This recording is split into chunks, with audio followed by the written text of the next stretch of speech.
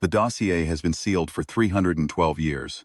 I know this because the wax carries the compact's old sigil, the one retired after the reformations, and because the intake log lists the depositing archivist as one Sorvith Khan, died in the 47th year of the Quiet Succession, and left no notes. I know it for one other reason too. No one in this vault has asked for it in all that time. In 3 centuries of researchers, delegations, treaty scholars, and military historians cycling through the Vareth archive, not one has submitted a retrieval request for the Grand Encirclement dossier. I noticed this only because I was cataloging access patterns for the Directorate's centennial audit. The absence in the log was precise, deliberate. As if the silence around it had been maintained by consensus no one needed to formalize. Broke the seal at the 9th hour of a slow administrative morning. I told myself it was routine. The Veth Compact assembled the Grand Encirclement Fleet in the 41st year of the consolidation era. 4,017 hulls. I verified the manifest 3 times because the number seemed wrong for a siege operation, even one directed at the human home system. The Compact's War Council designated it Operation Vareth's Closure.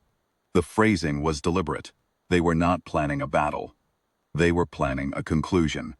The intelligence reports preceding the fleet's departure are meticulous. I will give Sorvith Khan that much. Whoever assembled this dossier understood their craft. The survey data on the human homeworld is thorough. Atmospheric composition, orbital infrastructure, population density estimates, defensive satellite grids cataloged by type and yield.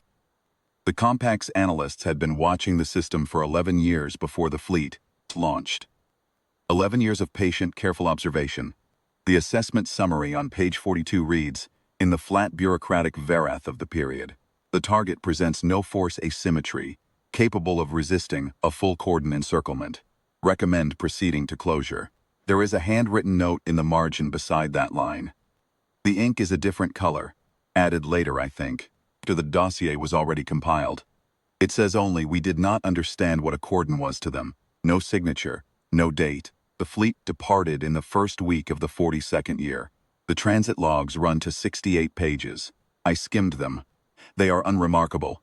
Standard formation discipline, scheduled maintenance halts, routine, administrative correspondence of a military force that expects to arrive, complete its assignment, and return.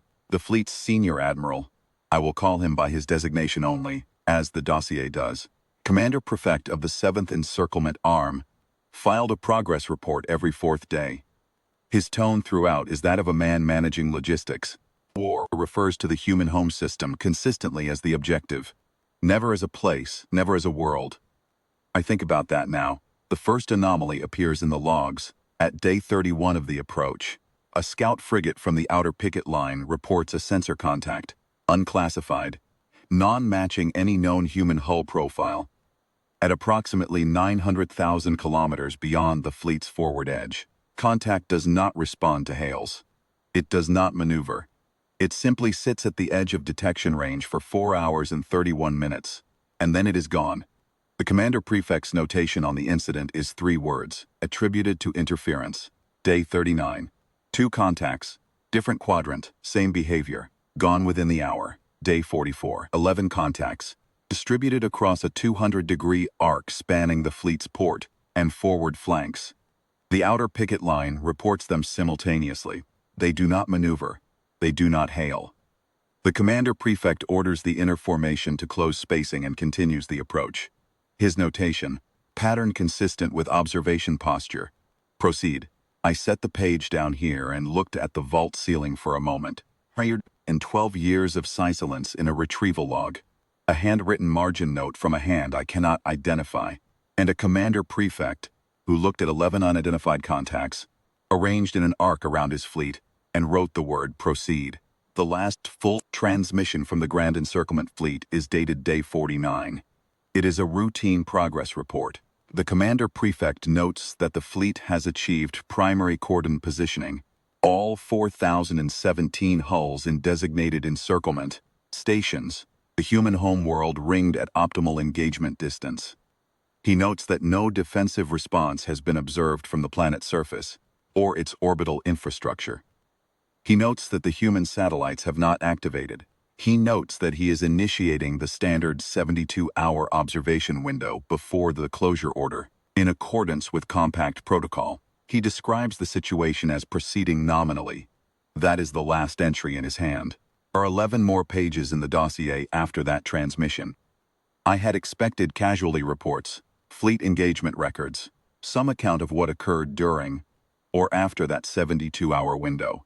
Instead, the 11 pages are administrative, sufficed. They are the records of what happened to the paperwork of a fleet that did not come back.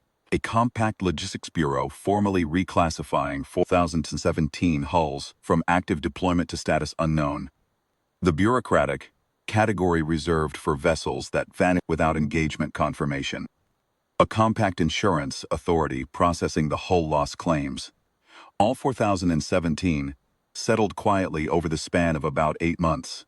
Compact Cartographic Bureau filing an amendment to the navigational charts of that sector.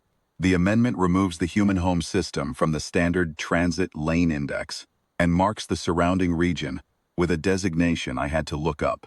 An old compact cartographic notation, used rarely, meaning roughly, this area has been surveyed and found to contain a condition that makes routing inadvisable. The amendment is signed by a senior cartographer whose name I recognize from other records. A methodical, careful official who spent 40 years amending charts for icefield hazard zones and unstable stellar masses. A woman who dealt, professionally, in dangers that could be named and measured. She signed this amendment in a hand that pressed harder into the page than her other filings. I noticed that. The indentation in the paper, a small thing.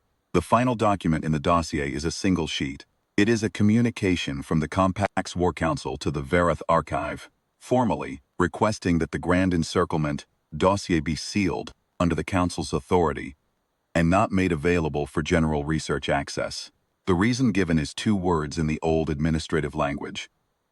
Operational sensitivity. 312 years of operational sensitivity. There is a handwritten addendum at the bottom of the Council's request. Again, a different hand, a different ink, added at some point after the original filing. I have no way to date it or attribute it. It says, do not send another fleet. There is no record that the cordon failed. There is no record of a battle. There is no record of any human defensive inchage. The cordon was completed. What happened inside it is not something the record contains. Do not send another fleet. I sat with that for a long time. Then I refiled every page in the order I had found it, resealed the dossier with fresh wax, and entered a single notation in the access log. Reviewed. Contents consistent with classification. No further research value identified. I mean every word of that last sentence. I have not submitted a follow-up retrieval request. I do not intend to. Some silences in the archive are there because the information was lost. Others are there because something in the record understood, even if the people who made it did not fully understand, that the silence itself was the most important thing to preserve. I closed the vault at the 10th hour. I filed my shift report. I did not mention the dossier. The sector remains on the charts exactly as that careful cartographer left it, 3 centuries ago. The notation stands. I checked before I left. I think it will stand for a very long time.